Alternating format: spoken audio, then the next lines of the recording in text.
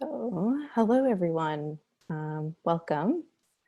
We're going to get started, and my name is Jessica Lucas. I am the Secretariat Coordinator at the Ontario Association of Art Galleries, and I'm really pleased to welcome you all to our webinar today, Digital Decision Making Approaches to Online Engagement During Museum Closure, presented by the Ontario Association of Art Galleries and the Ontario Museum Association. Before we begin, I would first like to acknowledge that Toronto, where the OMA and OAAG offices are located, has been a site of human activity for over 15,000 years. This land is the territory of the Mississaugas of the Credit, the Haudenosaunee, and the Huron-Wendat. Today, Toronto is still home to many Indigenous people from across Turtle Island, and we are grateful to have the opportunity to work in the community and on this territory. So thank you again for everyone being here this morning, and I hope everyone is here in good spirits and doing well. I want to start by making sure that everyone knows how to participate. You'll see slides and you'll hear the presenters speak, and then you will see and hear the presenters during the Q&A portion. If you'd like to ask a question or make a comment, to the presenter, simply type your message into the Q&A box that you can access at the bottom of your screen. Mary Collier, the Professional Development Manager, Program Manager at the Ontario Museum Association, is on hand to help moderate as well. We'll be monitoring the Q&A throughout the webinar, and we'll be doing our best to ensure that all your questions are answered during the Q&A portion following the presentation and discussion. A heads up, this webinar is being recorded, and the recording will be made available following the event.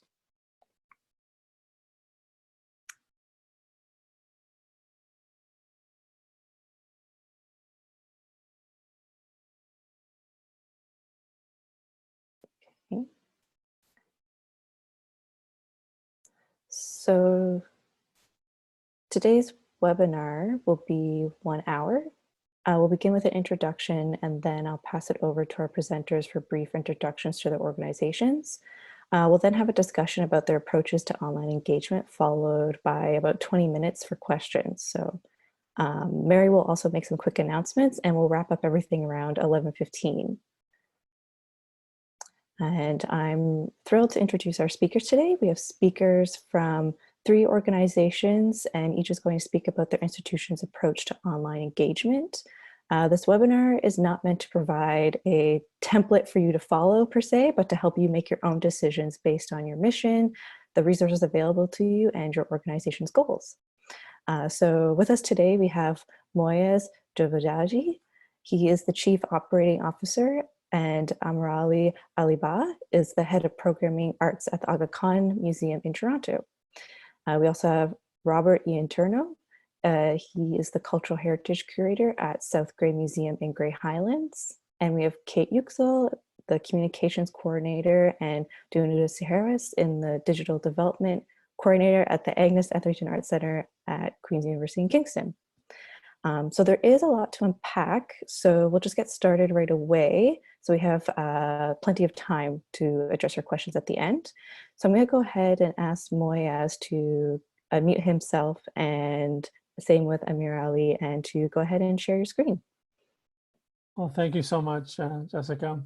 It's a pleasure being here. And on behalf of Amirali and I, we're quite pleased to be here to tell you our story. It is a story. We're all struggling with this whole digital world. So I'll start my screen right now. Let's just walk you through our approach. Hi, everyone. I wonder if people can see the screen. Not yet. There you go. Can you see it now? Yeah. Thank you. All right. So anyways, thank you so much. I'll tell you our journey. Even prior to the lockdown, the Aga Khan Museum has always been looking into how we can be more present in the digital space. Now, we're a young museum. We just opened 5 years ago, almost 6 years ago. And from the beginning, we were always thinking that one day we'll have to get into the digital space. And so Amirali's leadership there, we ended up looking at our auditorium where a lot of our events happen, lectures, performances. And so we decided, let's just record all these things, and we call it archiving project. And we kept recording these things, and not everything, but most events. And so we've had a good slew of digital content. At the same time, our marketing team, Marcom team started dabbling into social media and et cetera to get ourselves out there. So that's the extent of kind of things we were doing prior to the COVID crisis. And time to time, we actually use that digital content to display in different programs. But when the actual lockdown happened, by the virtue of what we had to do and to survive, we came across some objectives that we wanted to meet while we were shut down. And so this sort of led to why the virtual museum project, which we call it internally, but really titled the hashtag Museum Without Walls. Actually, hashtag Museum Without Walls was actually a case for support for the development team, for the fundraisers who are actually trying to raise money for us to improve our digital sort of space, our presence in digital space. And so we came up with these 4 sort of priorities as to why we need to do this. And one of the obvious things was we wanted to continue to make sure our audiences enjoy our programming, and the only way we could do it is in this manner. And so we did whatever we could to make sure that the information or the digital content is available to people.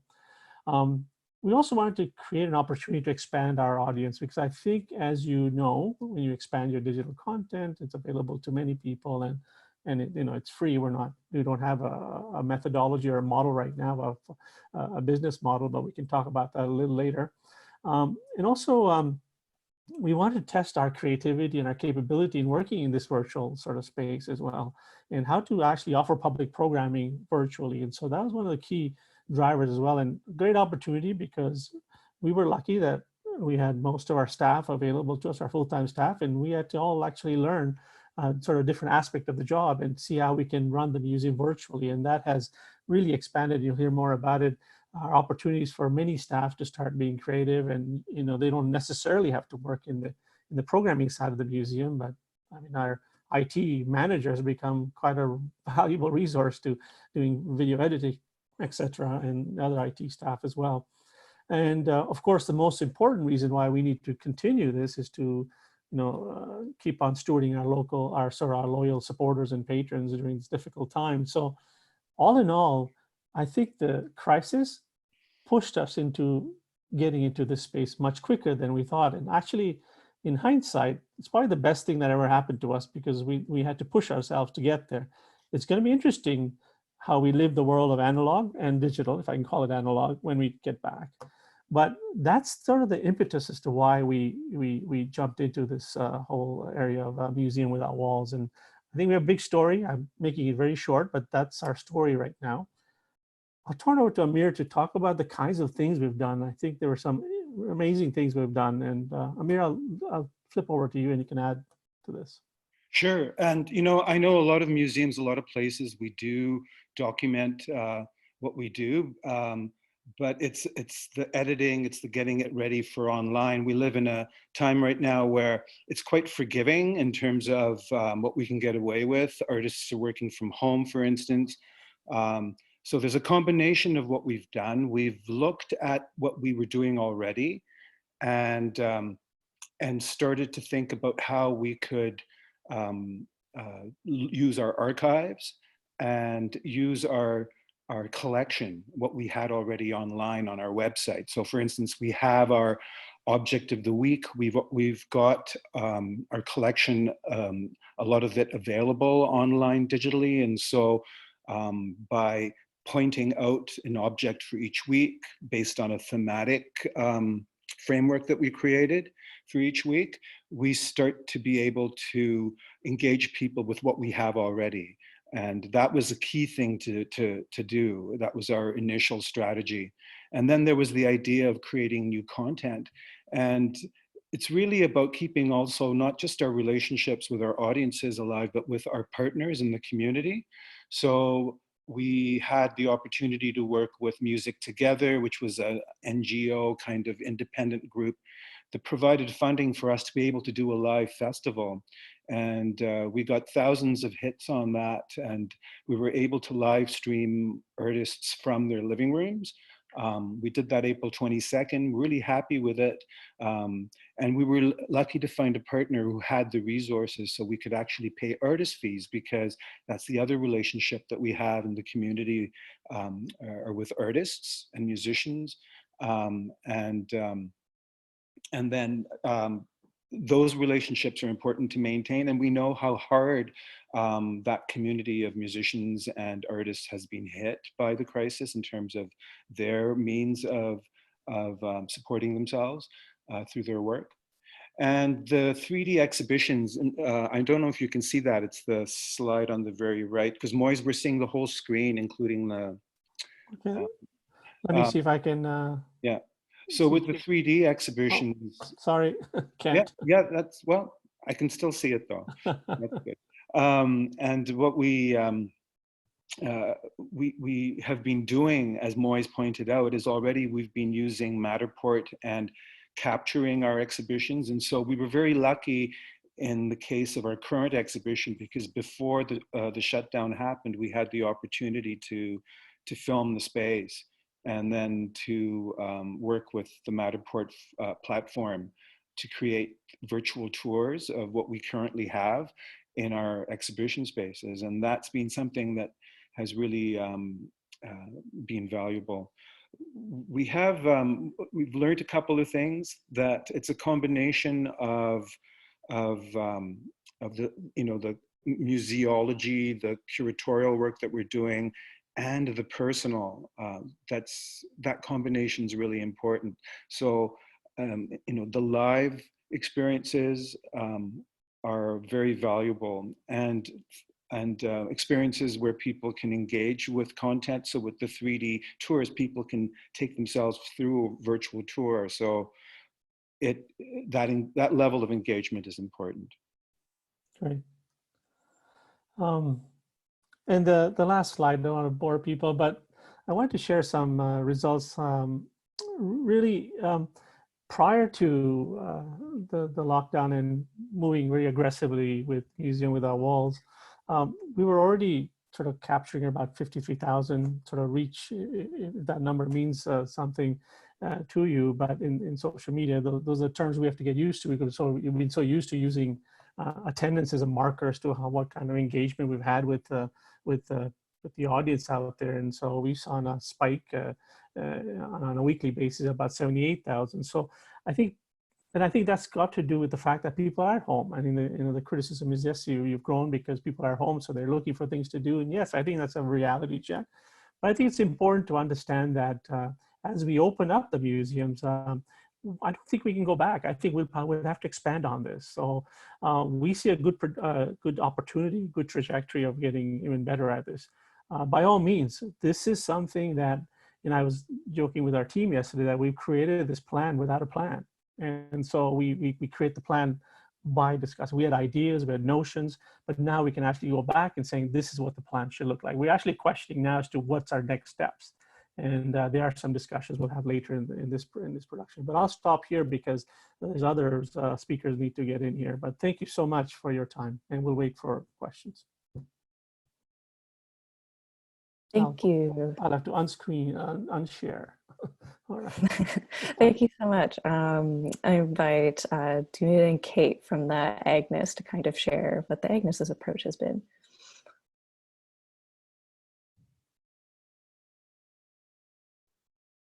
Share my screen. Oops. There we go. There we go. All right. Hello, everybody, and thank you for inviting us to participate in today's webinar. Kate and myself are going to talk about what AGNES has been doing. So if you're not familiar with us, we're a university art gallery at Queen's University here in Kingston. We have a quite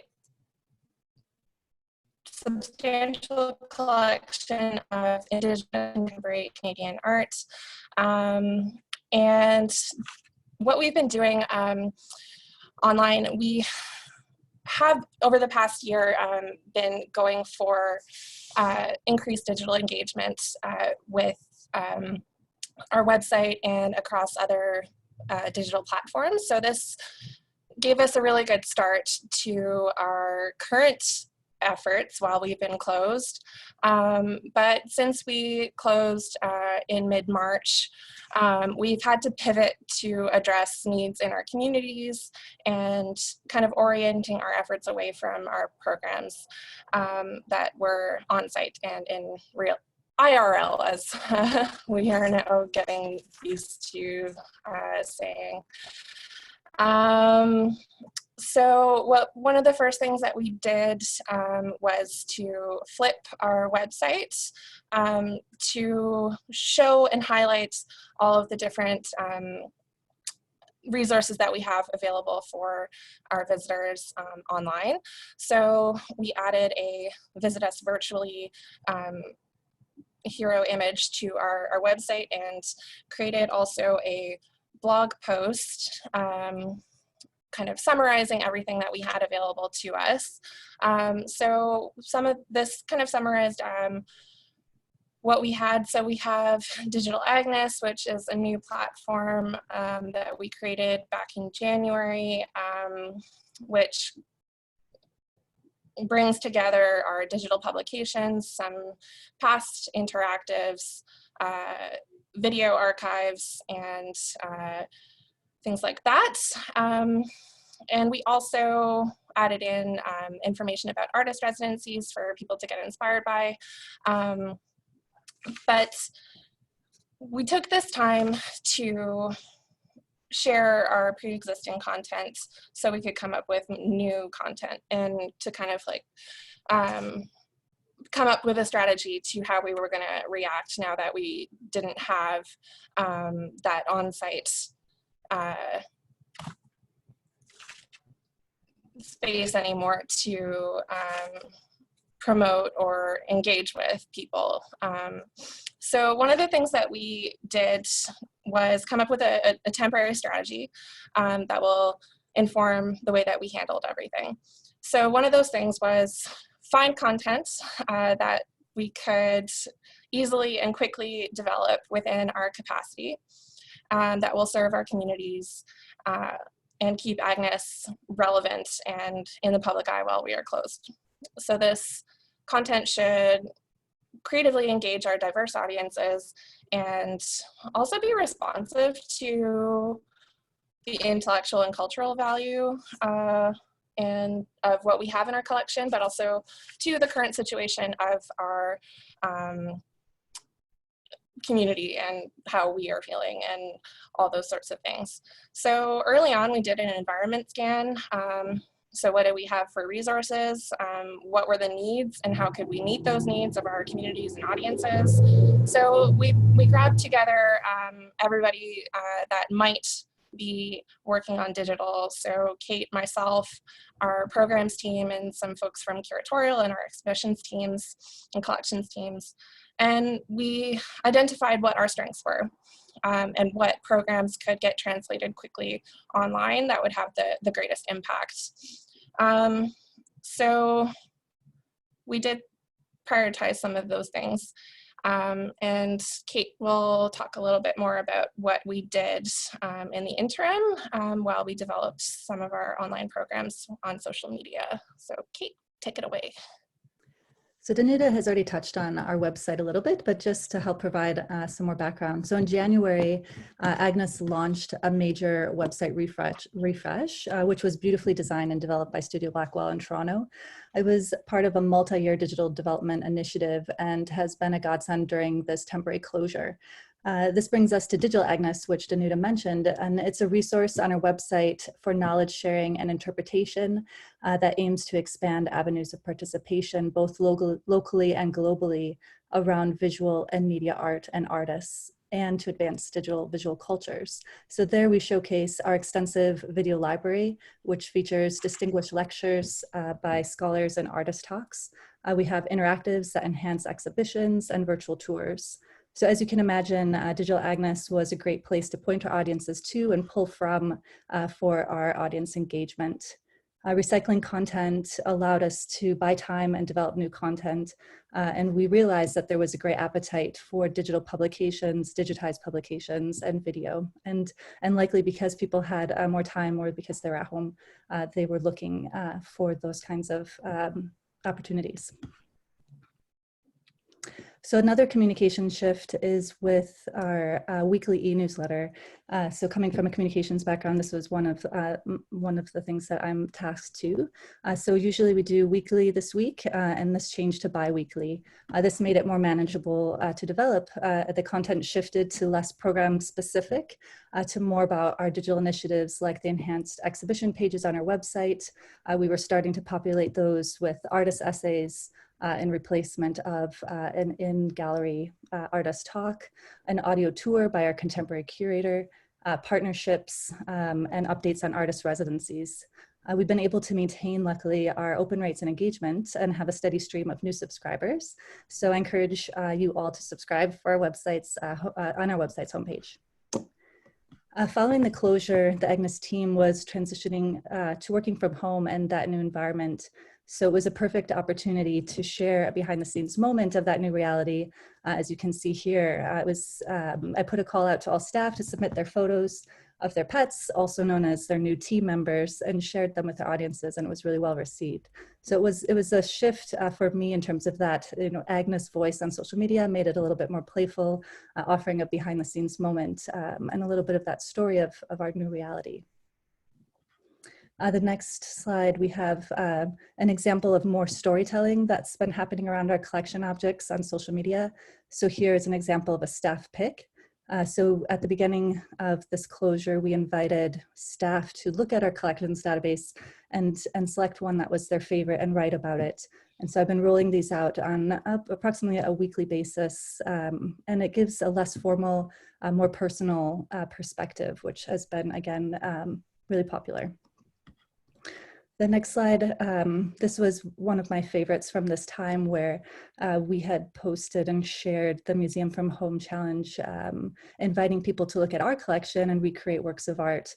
And so our amazing program assistant, Charlotte, had recreated one of our works, and Danuta also did a fantastic one. And again, these, by connecting to hashtags that are seen by people around the world, it was a really great opportunity for us to kind of connect with those new audiences. And then lastly for me, I think something that's been really helpful for us is that we were able to get digital Agnes mentioned in roundups of what museums were offering from home. And so a few of those include MCN, which is a vibrant community of museum professionals working in technology and digital. They have been continued to be one of the top referrers to our site. So just as they've been the third in March and April. CMA, Canadian Museum Association's Museum at Home Roundup, Visit Kingston, they're together at home. They were one of the top referrers to our site prior to the closure, and so I knew that when they reached out to us, it was something that I should be investing in and collaborating with, because they've been a great partner with us. Also, we have partnered with national and international organizations, included here Field Trip, Art Across Canada, and ICI, Independent Curators International, to share digital content. And so ICI is launching today for us, but these have also been really great resources for helping promote some of our digital content and reaching new audiences. Yeah, so this last couple of slides show the kinds of new online resources that we've been pushing out. So our wonderful programs team has developed a series of videos and lesson plans for elementary school students featuring works from our collection. So we've been releasing this Agnes Learn series one every week for the past couple of weeks. So there's about 2 or 3 out now, and there'll be more coming into mid-June. These are really wonderful, and they've been doing really well because there's a need and a desire from our audiences and communities for educational resources for people, those learning at home. And as Kate mentioned, we've enhanced our exhibition pages with thematic overviews of the exhibitions for several of our current shows. And this was a strategic decision to give people a sense of the shows that they would have been able to see in person. So we've had, here you see the Sandra Brewster and Blur show, and the B-side Agnes Etherington, Paul Litherland show, where we have a audio tour for Sandra Brewster and a little artist behind the scenes into artist interpretation, kind of in lieu of an artist talk, kind of. And we're continuing to add to these pages as well. The other thing, the other thing that we've done is take our very popular Art Hive program online. So this is kind of an art and wellness program that our program staff has been putting on for quite a while now. So we moved this online because it seemed to transition well, and it's been consistently well registered and continues to be very popular. So that's what we've been doing online, and we'll hand it off to South Gray now. Thank you so much. Thank you so much. I can't wait to hear more about how the Agnes uses social media and like engaging their online activities later on in the interview. Robert, if you don't mind also now sharing what South Gray has been up to. Great. Well, hi, everyone. Very happy to be here this morning. Thank you very much for asking us to participate. Just sharing my screen. Great. South Gray Museum is a small museum, or as I prefer to say, boutique museum in Grey Highlands, Grey County. And I'm the only staff member. And we have a great community that we wanted to keep engaged. So when COVID hit, we were already in the midst of a bit of a revitalization. So I'm going to start off with our website. So this is southgraymuseum.ca, which is hosted on our Grey Highlands page. And what we did was we leveraged some existing resources. So we worked with our local library to showcase the Markdale Standard online newspaper archive, as well as the Flesherton Advance Archive.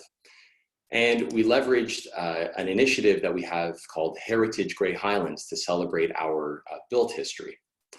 Now, all of this really started, our whole digital presence started with our Instagram account at South Gray Museum. And during COVID, we started inviting participation from the community. So we started sharing local art and doing fun things like snippets from old history books. This is a shot of the Vandeleur string quartet, little quirky things. We also introduced a segment that we call Exotic Birds of Priceville. We have a bird enthusiast and she takes wonderful pictures, so we've been sharing what she does.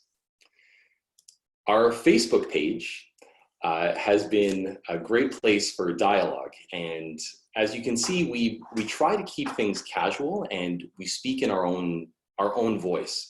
This allows for a community dialogue. We stay approachable in this time, especially considering that we have an older demographic that our museum serves. We find that a lot of our patrons tend to use Facebook, and this kind of approach makes people feel more comfortable in participating. Since necessity is the mother of invention, we started creating these Museum Rob videos. You can check out our new YouTube channel at South Gray Museum. I like to think of Museum Rob as more of a Batman figure, but my wife tells me he's more of a Mr. Rogers, I guess. And basically, we were leveraging the idea of museum from home. So I went through my own collection of old stuff, and I started making 1.5-minute long videos where I would take an old thing, tell people what I thought about it, and shoot a small video and invite some participation. We've also been working with our teachers at the local schools. Previous to this, we started doing some in-class stuff and in-museum stuff. And we find that the teachers around here are great, and we have very open lines of communication with them. So when our teachers need a little bit of collateral, maybe a tidbit or something cool to share with their students, I invite them to reach out to me and ask them if there's anything that I can share from our collection or from the history books that can help the kids stay engaged. One initiative I'm really proud of is this here. This is our Peace Committee. And our Peace Committee is a group of very cool people. We get together once a year and we have a lunch, we eat soup, and we talk about peace. And what we've been doing during this time is a community mining of interesting quotes from people and then turning them into kind of motivational posters. So we've been using this time to pivot and really explore the idea of the museum as an institution for cultural cohesion and something that can spread understanding, but in a casual way. I find that when initially my thoughts about a digital engagement, I was a bit of a Luddite here. I was thinking perhaps it would come off as inauthentic.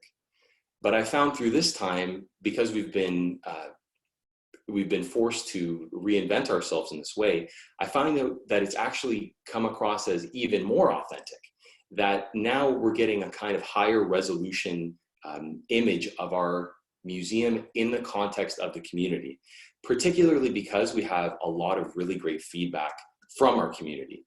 People share things, they tell us what they like, they tell us what they want to see more of, and we've been going with it and it's been going really well.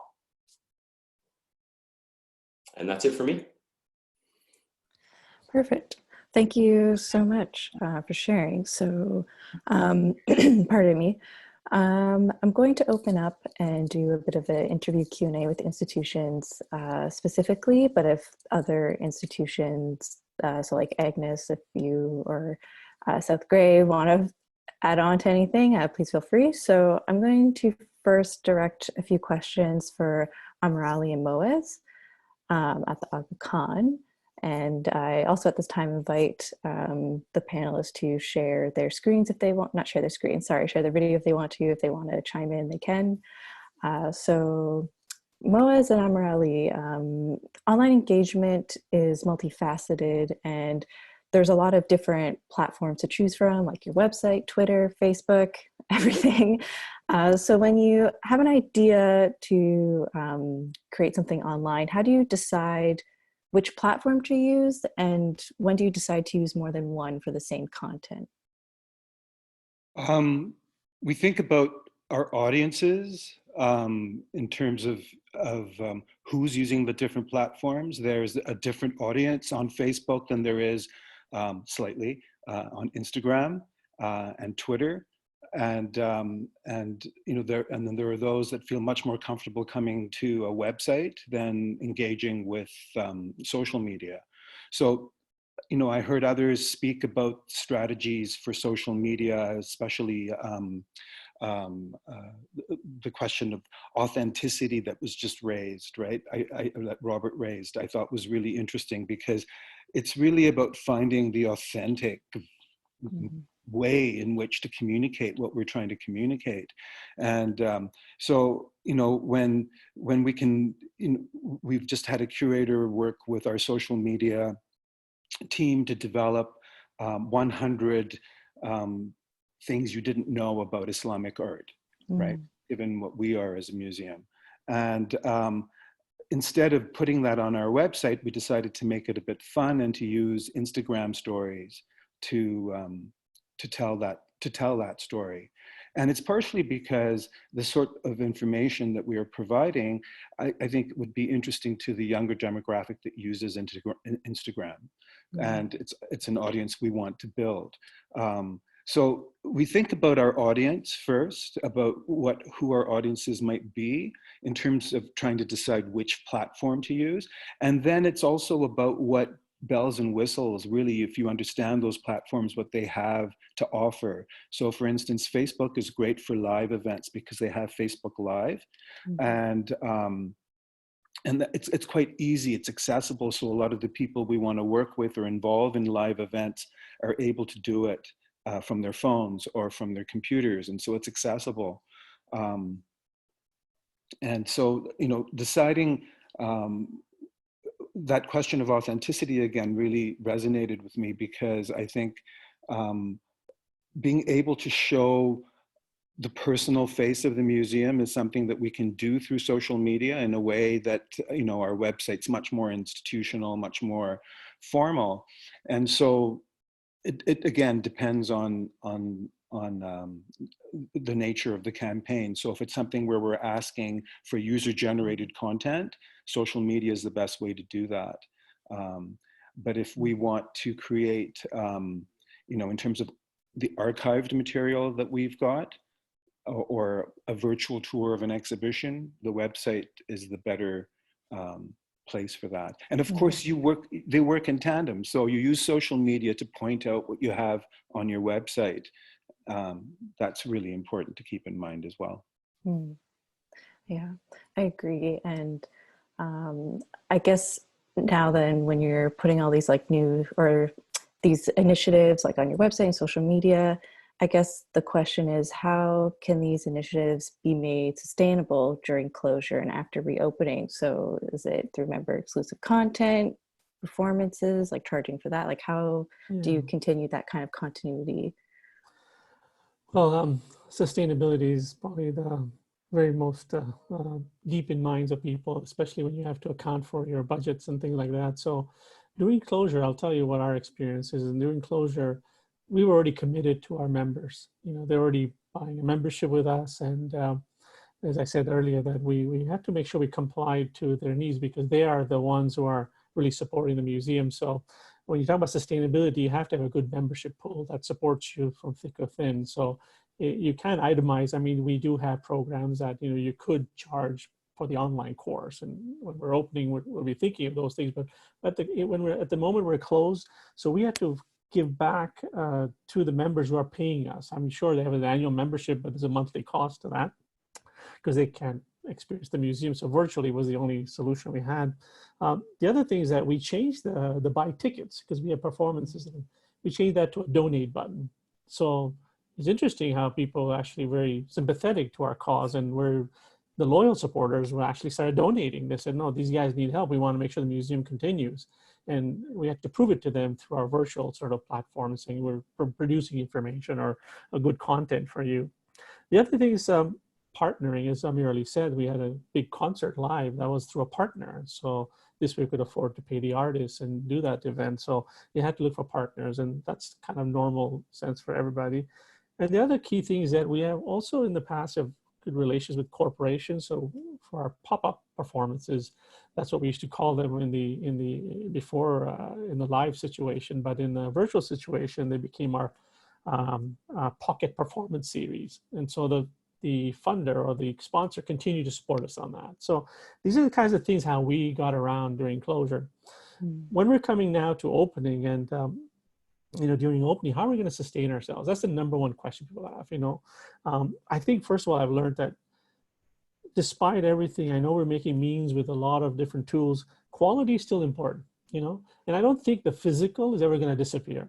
The physical allows you to do virtual. So I think people should have the notion that you're not just going to switch off the museum and just do everything virtual, because someone said that that if you do everything virtual, what's the point of me coming to the museum? I don't buy that. I think people, the human need to see the live thing is very important still. So the live performance, the live objects, very, very important. So let's not get trapped into that, because I think people like to say that. And I know the youth say that because they think everything's on, but I think the reality is even they want to be participatory, especially now when you're locked in your house for so ever. You want to get out and meet your friends. So that'll continue. The different social platforms, you know, we have to learn how to create content for that in different terms. The quality has to play into that. You can't just, we were collecting archival information. Now we need to figure out how to take this digital content to make it more user-friendly in social media terms. You know, we've learned that engagement is important. I mean, interactives and storytelling has become very important. Mm.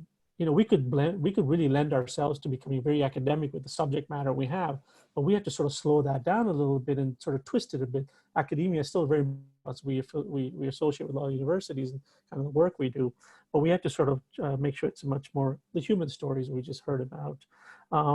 So for me, you know, someone in sort of the business-minded approach to this museum, I think we will always have, you know, we can always have the online courses, so the fees for online courses.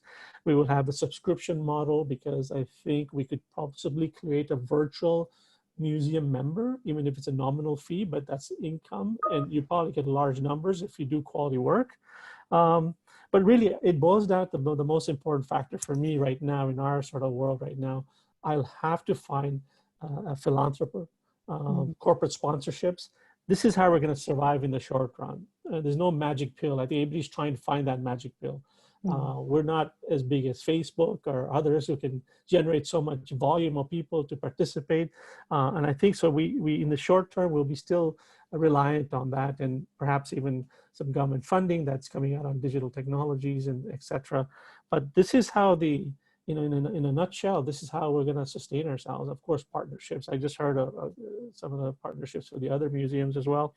So I think we really have to think things differently. And really, when we go back, I think every organization is going to start thinking about how they produce their content, how they're going to expose it digitally. We have ambitions that now even some of the littlest things that we do should be digitized, or someone has to take a little snapshot of what's going on. And I'm a believer that what I've been seeing, the kind of pickup of people, storytelling is the most important thing. I mean, people want to know how you did. I mean, the outcome of that event, or you prepared, you planned everything, was so important, but the recording of how you got there is just as important. You know, you've seen these TV, I mean, we're in the showbiz business in one sense. At the end of the day, people want to see how you did something as opposed to just to see the outcome. And so I'll stop there, but sustainability is going to require us to really think deep about how we present ourselves. Mm-hmm. And I think too, picking up on that, it'll be important about how we translate everything we're doing online in these social media spaces and the storytelling, because social media is so good for that. That'll be important to make sure that stays like within after everything kind of starts to get normal. So this is a bit directed towards the AGNES and kind of on this topic of social media and platforms. So how do you jump on board with like the when does trending like hashtags or museum related challenges, and when do you kind of pick to choose back? So is it kind of staying visible in the overall realm of social media, or do you focus on mission driven content and sharing? How does that kind of play into your strategy? So I'm more likely to jump on board when I spot them on the Museum Social Media Managers Facebook group. It also helps when Danuta sends them my way. But this Facebook group has been an invaluable resource that allows social media managers to share ideas, upcoming projects and campaigns, and the general hilarity that goes along with our jobs. It increases interaction between museums on the web and on social media, and it's been a great community and resource, especially at this time. The reason I tend to follow and develop those campaigns is that they're often planned in advance, making it more feasible with everything else that's on my plate. They fit with our mission and strengths, and they also, some of them have provided follow-up emails with analytics and media mentions, which also helps with tracking and seeing how effective they are. And it's motivating to kind of participate in the future. Social media has been an exciting space to develop with more eyes seeing our content, similar to what everyone else has been saying. The past 28 days show for us a 350% increase of people reached on Facebook.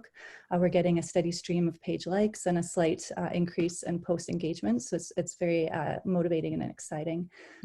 Since I'm not promoting as many events or programs right now, I have time and room in the feeds to take advantage of some of these global initiatives. especially when they can highlight an exhibition or work from our collection. They're a really great fit. So a few examples that we've participated in recently include hashtag Museum Moment of Zen, so that we were able to draw from works in the collection, hashtag Museum at Home Challenge, which we referenced in our introduction, so pointing people to our collection database for inspiration, and then a fun creative activity for people to do at home with materials that they have at home. And then hashtag Museum Bad Hair Day, which was started at the Met Museum. So their quote was, "Bad haircuts, we've all had them. The proof is in museum collections everywhere." So it really sold me as this really fun, humorous project, and something that was relatable and a fun Friday post. And then lastly, another one to mention is the hashtag Museum Games. So we participated with part of a crossword, which was then something that people could, so museums around the world participated, and then people could download that crossword and do it offline, or they could complete it online. So it was just a really fun activity, and also to raise awareness of our museum. So a great deal of effort is still placed and always is placed on the mission-driven content creation and sharing.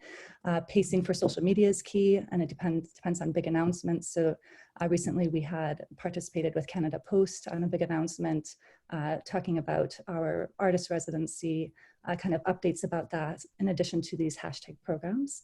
I'm always continuing to ensure a good balance of our collection areas and expertise.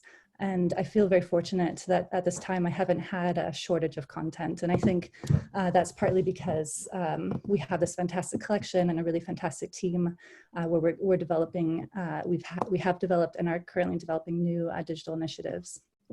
And then lastly, we're continuing to add new online features and projects that were in the works pre-closure. And so those are always fun to promote in our communication streams.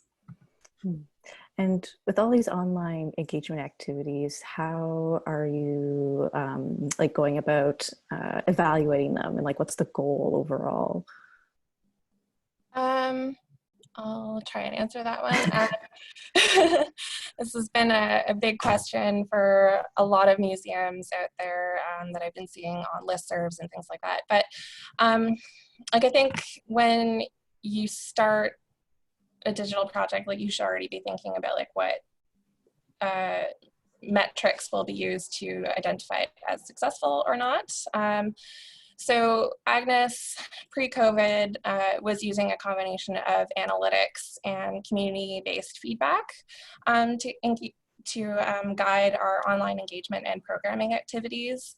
And we're continuing to use this approach in our post, or is it a post-COVID situation? No, not quite yet.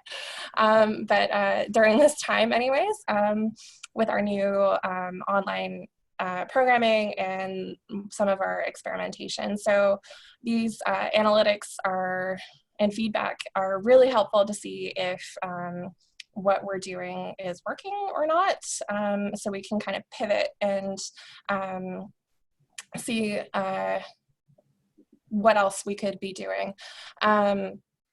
So some of the KPIs or key performance indicators that we kind of look to right now, especially with like our online Google Analytics and social media analytics, have been around where our referrals are coming from. So Kate mentioned earlier that the MCN Roundup blog post has been one of our top referrers. So we got into that article quite early on in the first draft, I think, which was great. And it's been a consistent referral for us in terms of website traffic. We also are tracking our website conversions from social media. So that can kind of help us to identify what's been working well on social media in terms of our websites. Also tracking engagements with our AGNESFromHome content and how that is doing versus our existing digital content since the onset of the pandemic, which has seen quite a big improvement.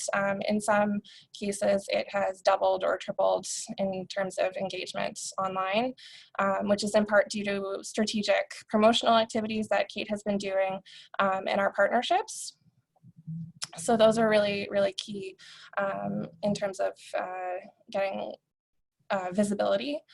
And we're also looking at our visitor journeys throughout the site and the extent of our reach to kind of identify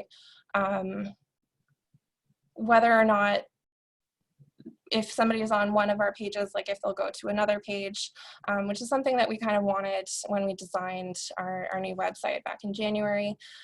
So it's been very interesting in terms of the data that we've been getting. And I think this will kind of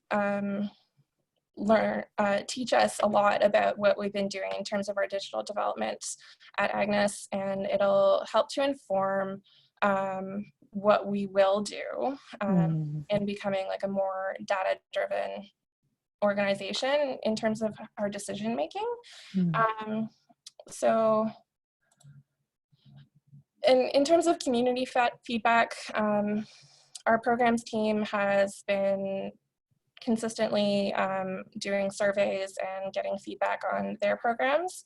But recently we also did a big community survey back in February, just before this happened, but the results from that were really, really informative around what people want from us digitally. So it kind of was a really great opportune moment to get that community feedback. And this was done in partnership with our digital strategy consultant, Nordicity. And they showed us that, the survey showed us that what our audience are wanting is more information about our collections, online exhibitions, and video content. So this is also being shown in the way that people are interacting with our website right now through our analytics. So this is kind of where we put most of our efforts. So in some part, all of this data in our evaluation of our programs has kind of informed the way that we've also strategically responded to this whole crazy situation. So, but yeah, it's also interesting because I think at this point in the pandemic, we're also noticing a slight dip in our website traffic, which is perhaps related to screen fatigue, which I'm sure most people are starting to experience. So that's, I think, will be another challenge for museums in terms of their programming, is like, how do you offer digital resources without maybe a screen? Because yeah, there's only so much time you can be on Zoom sometimes. Yeah. Zoom fatigue is a real thing. Yeah. And I guess I just wanted to pick up a bit, and this question's kind of going to lead more towards Robert, because Agnes and Khan were both talking about your website presence and how you're able to really play into that with your audiences. But for some smaller museums just kind of starting out with online engagement, they might not necessarily have that full website resource. So I guess, Robert, what I'm thinking of is some institutions, smaller ones, have been using Facebook primarily to let the community know about events and programming. So I guess what I want to know, or might be helpful, is what do you recommend a small museum can use as like a simple starting point from one person, so that could be useful and sustainable for the indefinite future? So we've had a lot of success with Instagram. It's very easy, and you can link it to Facebook. So every time you take a picture on Instagram, it's automatically uploaded to Facebook. And then once you've amassed a whole bunch of content, that Instagram account can now become your gallery. Instagram basically is an easy place to put all of your stuff. If you're a small museum and you don't have much of a digital presence, it can be hard to figure out where to start. But we like to operate on the idea that a something is better than a nothing. And we're also very lucky. Our municipality of Grey Highlands is, they indulge the curator, and they let me kind of go with it and see how things can evolve.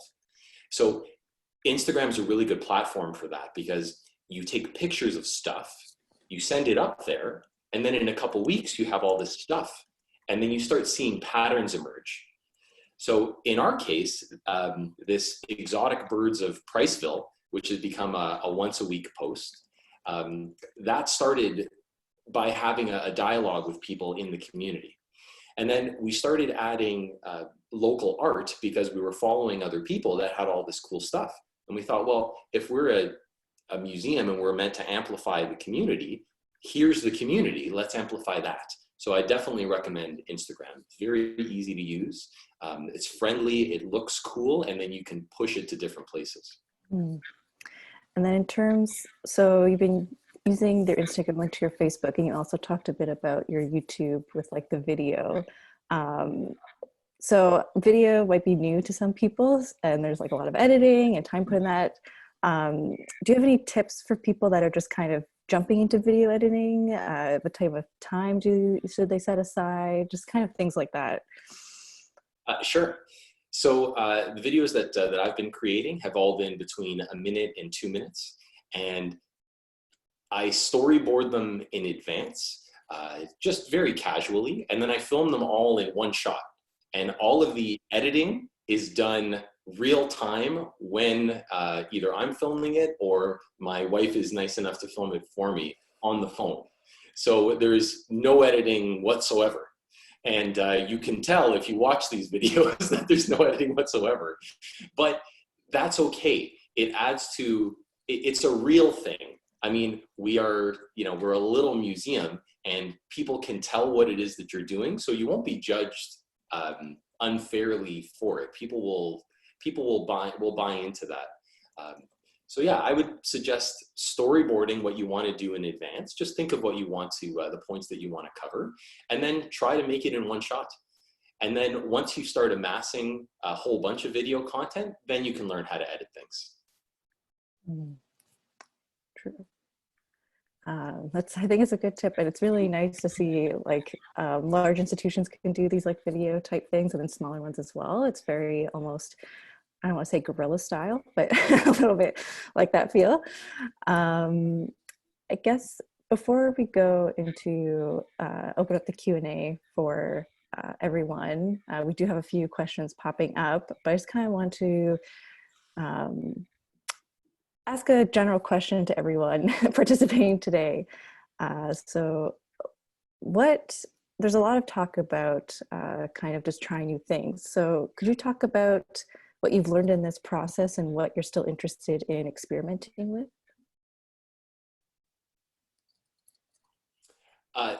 Sure. When it comes to experimenting things, I always work on the premise that something is better than nothing. Mm.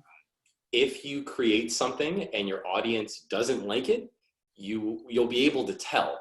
What's so cool about social media is it has this, there's a transparency to it, and it's very democratic. You know, we're in the midst of this Gutenberg kind of revolution where there's a great evening. If you have a screen, then you have just as much access to everything as the next person with the screen. And your audience will let you know if they like it or not, either directly, I don't like this, or passively, let's say. So if you try it, the worst that happens is your audience won't respond in, let's say, in a positive way, and then you can use that to motivate your decision for next time. But you won't know unless you try. Mm. That's true. And I really appreciate that sentiment of everyone's kind of on an even playing field right now, because everyone's trying to just figure out what to do, how to do it. So I don't know if Amirali or Moyez or Danuta, Kate, want to add on to this like experimentation your institution is doing. So maybe I'll add the sort of probably answer one of the questions I see on the Q&A as well. The fact that what I've learned is some of the talent an organization has that you don't necessarily would think of, you know. And so someone mentioned about will you restructure your museum or sort of job duties and skill sets. And I've actually felt that when we open up, we'll be reviewing sort of the different positions we have in the museum to understand what kind of skill sets we need, because I think we do need a particular type of skill sets. I know we can all learn about video editing and video, but you know, storyboard type of activity that Robert just talked about, I think a lot more of that has to happen. I.e., my front of desk person, in the museum, I've already told her that you carry your phone with you. When our pop-up performance that happens in the lobby there, take a snippet of that. We never used to do that. Take a snippet of that. We do that in different occasions, educational programs. We do have the formal sort of video taking of our key performances, our key insight performances or lectures. But some of the smaller things that people are looking forward to hearing about or miss it because they're not there could be captured, okay? So even our tours, it's gonna be more like a museum experience versus call it a tour. You're gonna have, you're gonna follow that tour and then you're gonna actually write about that tour. And who knows, we may actually make it a virtual tour. Someone could be sitting somewhere else, say, I'm gonna join that tour today. That curator is doing that thing, I'm gonna go follow that. So I think there's a new skill set to miss amongst us, and we need to kind of review. I've told the our CEO, and said we need to actually revamp and review how we're going to be doing things. And we already have some plans for that, but it's something that I must say, it is a turning point. Someone used the word pivot. We're pivoting. We're all pivoting right now. Yeah, like I think that idea of pivoting, like you're constantly trying to adapt to what's been going on, and that has been a huge learning curve to find out like whether or not things are working. But it's also been a great moment in terms of like staff collaboration at Agnes. Some of our staff who might not have usually been a part of digital programs have jumped on board and quickly adapted to working in this new virtual space and creating really great content or supporting the development of really great content. And we've also been learning alongside everybody else, like working from home has been a big thing, and learning all these digital tools. But I think we'll be interested to see how things continue to develop. And one of the other great things that we've learned is digital partnerships have been really great. So those have been really beneficial and continue to be great learning spaces too, because you're not just learning about what your own capabilities are, but you're also learning what your partner organizations are. So Field Trip, for example, we've been learning from 30 plus organizations from across the country to see how they're handling their programming in the digital space. So either through live events, videos, virtual tours, educational resources. So that has been extraordinarily helpful, I think. Mm-hmm. Yeah, that's a great point that you make there, Danuta. What I found has worked really well is if you see that another institution or another entity is doing something cool, feel free to share what it is that they're doing.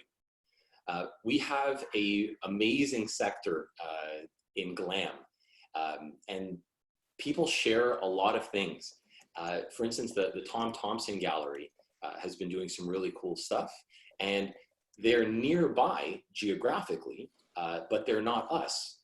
But their stuff is neat, so I share it, and then people like their stuff, and it benefits them and it benefits us.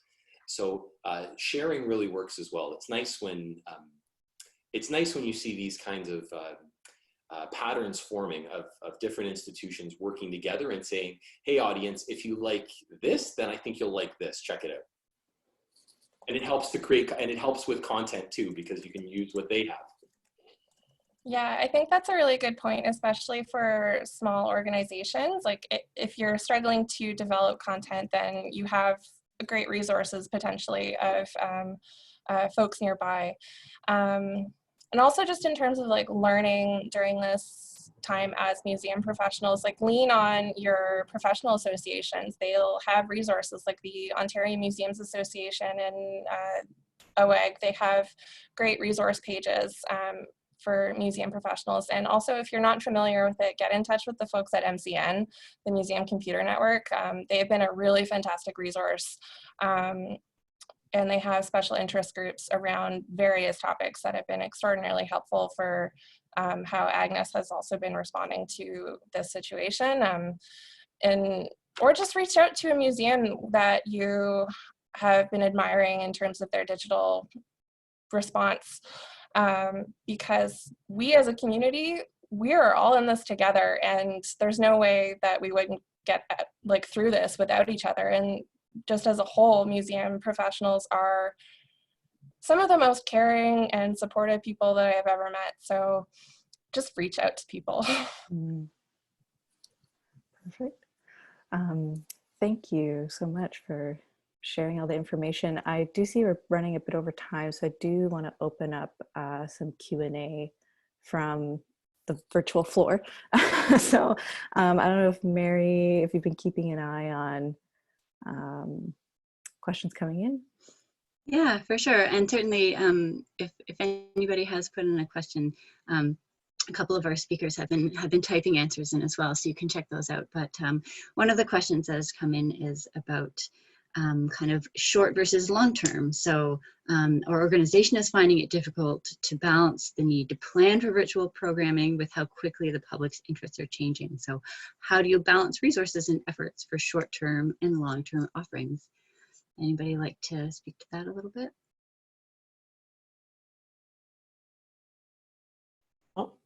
I'll be the daredevil. I think it's a fantastic question, because that's what I'm going to get when we open up the museum. Right now, it's a bit safe because everybody's looking to help pitch in, make sure the museum is alive and well. So everybody's dropping their existing duties to, or at least balancing it out and helping in the virtual side. But soon as we open, you have this now heavy responsibility of running the museum as you normally did, and what you expect to do in virtual. And we actually have a virtual calendar that even after we open, we're going to continue that sort of same regularity of providing virtual content. But one of the things we'll have to do, and it's already been bandied around, is that anything you do in the museum now has to have a virtual component to it. So you have to, so when you're actually doing your task, if you're doing an exhibition, you have to make sure that you built in that budget for someone's going to be doing the storytelling and, you know, the videotaping of from exhibition point A when you planned it till the end type of thing. So because we want to capture that story, so it becomes part and parcel of your new tasks. And the curatorial staff, the education staff, they're all aware of that, and we're going to try to figure out that. So really, what I'm saying is that we'll have to adjust our workload. It's not something that you can do both. You can't do what you used to do and now add this on top. It's impossible. Don't even, if you do that, you might just, you're not going to succeed. So you're going to have to change what you do. And that's where the challenge is for a lot of people, because this is actually truly a change management process that you have to go through. Even while we were off, there were people with so many challenges, couldn't get their head around this whole idea. Well, how am I going to leave that? That's what I used to spend so much time for years doing. And the curators are probably having the biggest impact, because they were, especially in our organization, where they were set to do certain things, and now things have changed. And so all I can say is that you have to build it into your plan. It's no longer an added thing. It's part of your plan now. If you accept that and adopt that, then you'll succeed. Otherwise, if you always say, I'll do it when I get some time, you'll be doing the same thing you've been for so many years. And I'm afraid that the train is much faster now, and people expect you to have things on digital. Imagine just a regular visit now to the museum. If you have a restriction on numbers, you have restriction on all these measures, you have to book yourself to get to the museum. Our approach is going to be, before you come to the museum, you have to book a ticket. Even if it's a free ticket, you have to book a ticket. So already, and the public will expect that. Today, I want to buy something from Home Depot. It's curbside shopping, you know? So I have to book something, pick it up. That mentality and that sort of thinking will continue. And so you're going to have to change your ways a bit.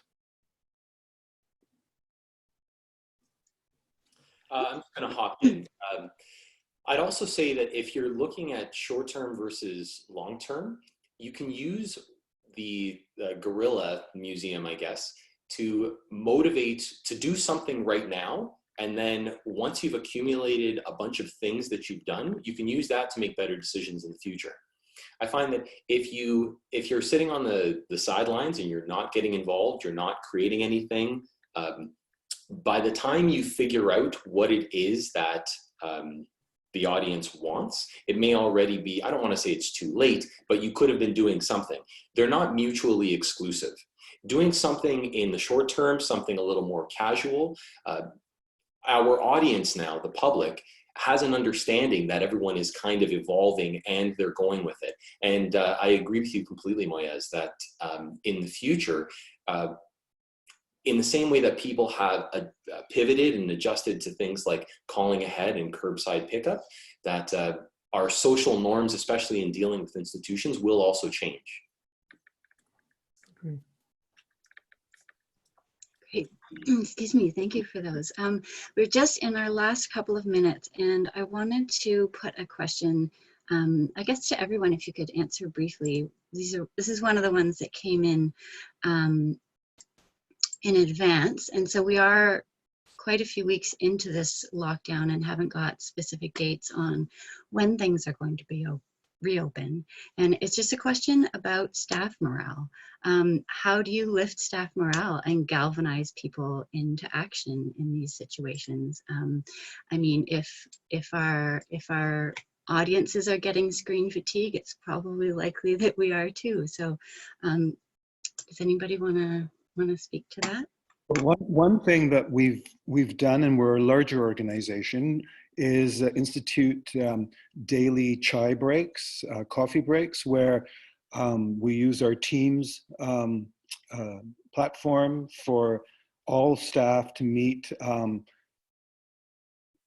and in a social meeting that's not a work-related meeting, and people will bring some topic that they want to talk about, and people literally have tea and spend that time. And I think, we all have, I think making sure that you find that time so that we know what's going on in each other's lives as well as what's going on in our institution, right? Yeah, we have also been doing regular staff meetings on Mondays just to give updates on what we've all been working on through the week. But we've also continued our staff tradition of Friday lunches. We used to go to the Queen's cafeteria every lunch on Fridays, but now we've moved this into a virtual space so we could catch up throughout the week, which is super fantastic. We're also, some of us are using the chat to catch up throughout the day, just on either work-related things or social things. I think one of our staff members has created a little great space for our summer interns who are having to do work remote and might not be as familiar with it. So we're also trying to give our students the best virtual experience that we can, and to create like a really great team cohesion that way through Teams. So we have some activities planned for them to get to know them and for them to network with each other. Because usually you would have the museum, they would get to see much more of the museum's operations, but that's not as possible right now. So we're trying to the best as we can to keep that staff and team morale, I think, through those avenues. If I could just jump in, I would say, to piggyback on what Danuta said, I think we've also been checking in on each other, whether it's just through separate calls, just to see how we're doing, because it is like in our formal team meeting, we're reporting on what we're doing that week and we get to see each other, which is really wonderful. But it's those kind of side conversations, like when we would, used to be able to go to the kitchen and get tea and we would have a little chat that I think people are missing. I think also in terms of just the daily running of keeping morale up and not getting that screen fatigue, because like I'm all day, I'm at the computer, but the meetings are very draining, is to be respectful of each other's time. make meetings as efficient as possible. So, you know, if you only need 5 minutes with one person, don't make them attend an hour-and-a-half meeting, for example, because our time is more compressed in our current environments for some of us, and to be respectful, I think, has been really helpful for us at AGNES. We have a lot of seniors that are patrons of our museum, and our phones still work. So I've been calling a lot of seniors, and it's a great way to reach out to people that aren't using social media. I found that that's been amazing. I have daily calls with people, and that's actually turned into, strangely, that's turned into another project. We call it Recall, where I call people and I ask them to remember as far back as they can, and then we record the conversation, and we're going to be entering that into our museum collection as archival material. And it's a great way to stay in touch. We also stay in touch with my colleagues at the municipality with a short Microsoft Teams meeting every morning, where we're social for a few minutes and then get down to business. Great. Well, thank you so much. I think that's an interesting perspective, Robert, that you bring to as a team of one. I mean, you have a lot of people in the community to draw and to keep in touch with, and to bring into your sphere. So, thank you for that, and thank you all of you for sharing your perspectives today. I think it's been just a really meaty conversation, and a lot of fantastic ideas and just reflections on your own practice. Certainly the chat has been going nuts, which is wonderful. Thank you everybody for sharing different resources and whatnot. Yeah, I want to let everybody know so that when we have been recording this, and that does that will be shared. I believe we can also share the slides from the beginning as well. But just to do a few quick announcements, we're going to be taking a bit of a break next week. It's the long weekend. We're taking a Tuesday off, but we'll be back again, the OMA anyway, on Tuesday, May the 26th, for the next edition of Confessions of Museum Professionals. So this is a fantastic session that has happened at the past couple OMA conferences presented by the Group of Ontario Emerging Museum Professionals Committee. And so they've gone digital this year. And if you'd like to learn a little bit more about that and participate, you can submit a virtual postcard to that project at goamp.wordpress.com. So I would encourage you to do that. And registration for that will be opening soon, so keep your eyes open. The OMA will be holding our next on Museums Connect On member check-in tomorrow at 10 a.m. So as usual, it's a chance for members to get a bit of an update and have an informal discussion. And I hope that we can continue this conversation about online engagement as well. So registration for that is on OMA website, on the calendar is where you can find it. And for OAAG's members, OAAG's second member Monday virtual meetup is going to be on May the 25th at 2 p.m.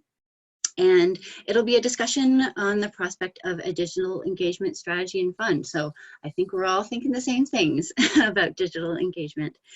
So OAAG has been spearheading the movement of public art galleries towards a digital ecosystem that has been working on multiple innovative digital data projects and to prepare the sector for database decision making. So during this meeting, they want to hear about what going digital means to OAAG members. So you can register at their response.oag.org website. I would encourage you to do that. And I should just mention further to all of these conversations about data and digital is that when you leave the webinar, you will be directed as usual to a short evaluation form where you can give us some feedback on how we did today. But there's going to be a few extra questions about your understanding of data and digitalization of your organization. And so your responses to these questions will be super valuable for both the OMA and for OAG. So I would really encourage you to follow that link. Just to jump in quickly as well, OAG is developing a digital data mixer. So we're doing a data initiative about data decision making. That event will be coming up in the next few weeks. So please do keep in touch with us and look out for our communiques about that. Just want to throw that out there. We're talking about data. Awesome. It's all data all the time around here. So that's wonderful. So as you know, this webinar was offered free of charge as a service to the community during what has been kind of challenging times for organizations and individuals. But there are some ways that you can support OMA and OAG. If you're a member and you get a renewal notice, please renew your membership and stay as part of the community. If you're not a member, consider becoming a member.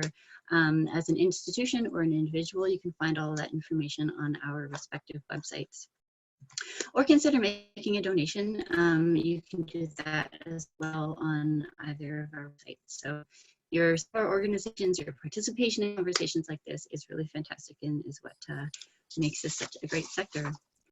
So just to let you know about our websites, this is just a screenshot of OAG's COVID-19 response website at response.oag.org, which is where you can find all of their most up-to-date news and resources to help the public art sector through COVID.